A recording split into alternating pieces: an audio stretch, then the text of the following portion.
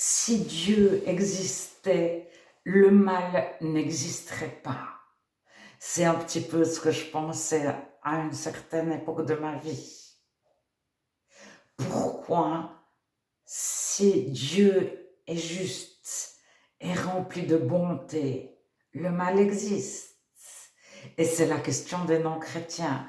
Quand ils veulent un petit peu nous contredire, c'est toujours mais il y a la guerre, il y a la famine, il y a la maladie. Et tous, nous avons une idée du paradis, c'est-à-dire d'un endroit sans guerre, sans conflit, sans violence, sans méchanceté, etc. On y aspire quelque part. On se dit, si vraiment il y a un Dieu, et on se représente, peut-être pas tout à fait consciemment, mais on a un certain idéal. C'est le jardin d'Éden. L'humain, Adam, il est créé avant de pouvoir faire des enfants. Il n'y a pas un vis-à-vis qui peut être sans conflit, une aide semblable. Et aide, c'est un vis-à-vis aussi. Et c'est quelque part aussi un adversaire.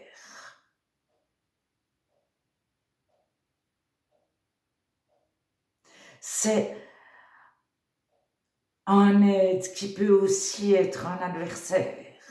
C'est quelqu'un en face. Donc au départ, l'être humain n'a personne à aimer, mais il n'a non plus personne avec qui être en conflit.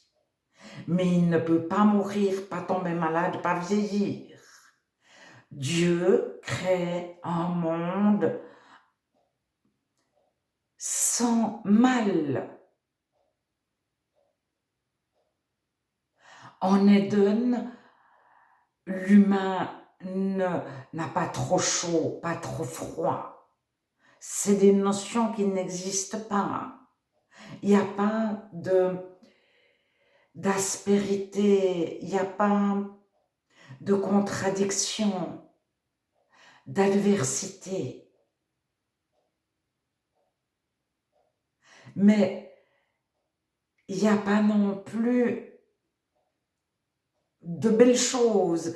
C'est-à-dire que pour se rendre compte que les choses sont belles, il faut des choses différentes.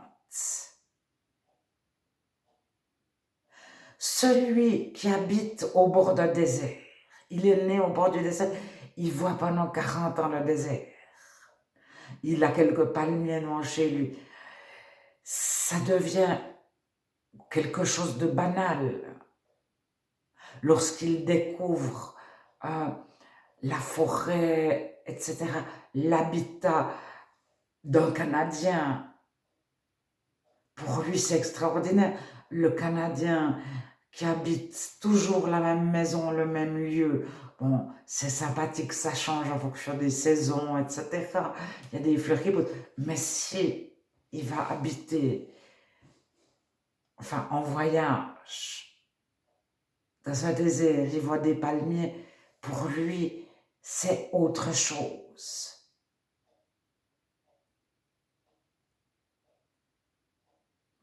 Alors,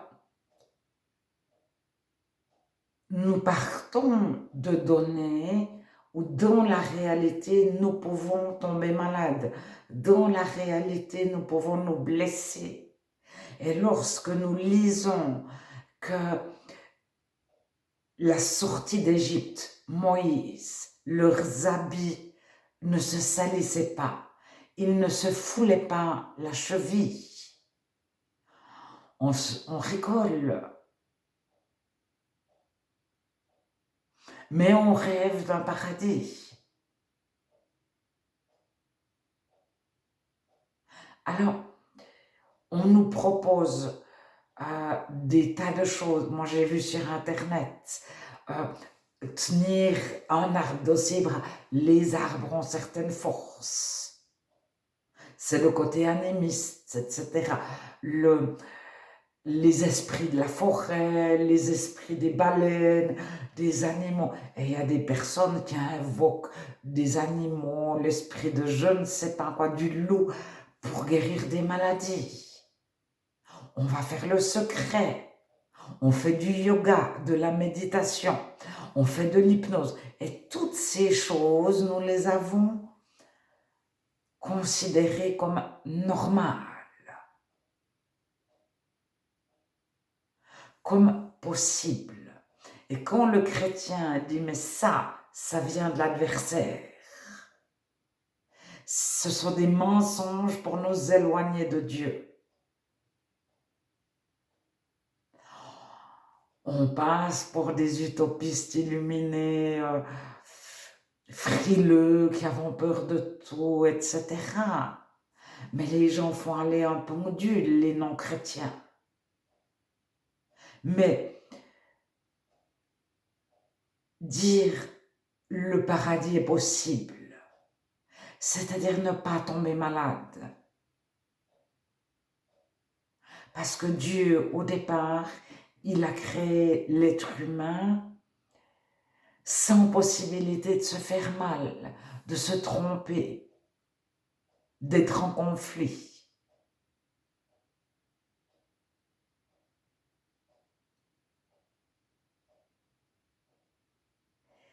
Et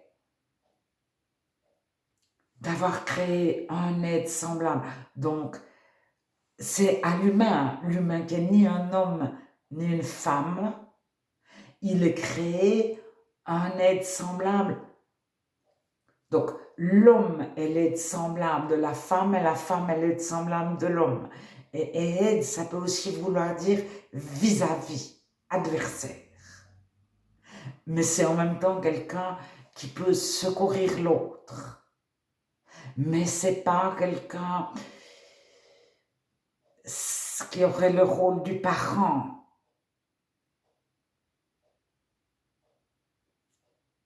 Ou de un secours, comme on secourrait une victime. Il n'y a pas de victime.